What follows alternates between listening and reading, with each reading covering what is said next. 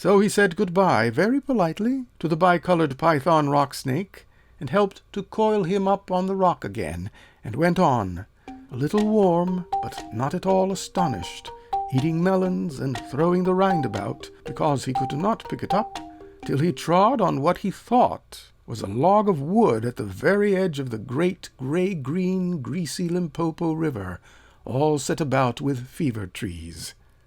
But it was really the crocodile, O best beloved, and the crocodile winked one eye like this. "Excuse me," said the elephant's child most politely, "but do you happen to have seen a crocodile in these promiscuous parts?" Then the crocodile winked the other eye, and lifted half his tail out of the mud, and the elephant's child stepped back most politely, because he did not wish to be spanked again. "Come hither, little one," said the crocodile. "Why do you ask such things?" "Excuse me," said the elephant's child most politely, "but my father has spanked me, my mother has spanked me, not to mention my tall aunt, the ostrich, and my tall uncle, the giraffe, who can kick ever so hard, as well as my broad aunt, the hippopotamus, and my hairy uncle, the baboon, and including the bicolored python rock snake, with the scalesome, flailsome tail just up the bank, who spanks harder than any of them. And so, if it's quite all the same to you, I don't want to be spanked any more."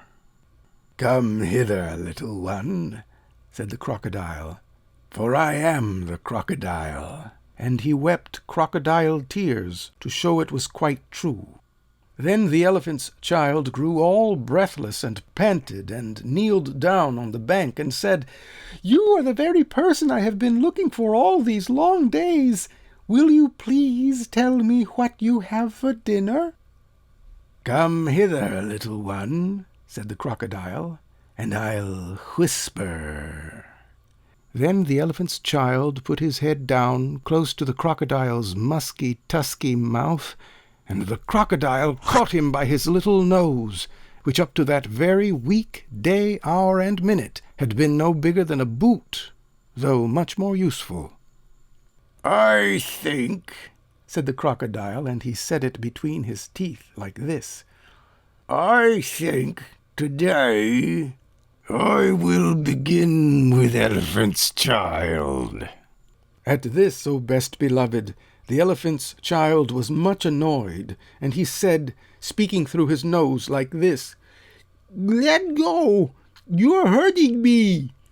Then the bicolored python rock snake scuffled down from the bank and said, "My young friend, if you do not now immediately and instantly pull as hard as ever you can, it is my opinion that your acquaintance in the large pattern leather ulster," and by this he meant the crocodile, "will jerk you into yonder limpid stream before you can say Jack Robinson." This is the way bicolored python rock snakes always talk. Then the elephant's child sat back on his little haunches and pulled and pulled and pulled, and his nose began to stretch, and the crocodile floundered in the water, making it all creamy with great sweeps of his tail, and he pulled and pulled and pulled, and the elephant's child's nose kept on stretching, and the elephant's child spread all his little forelegs and pulled and pulled and pulled, and his nose kept on stretching, and the crocodile thrashed his tail like an oar, and he pulled and pulled and pulled, and at each pull the elephant's child's nose grew longer and longer, and it hurt him hideous.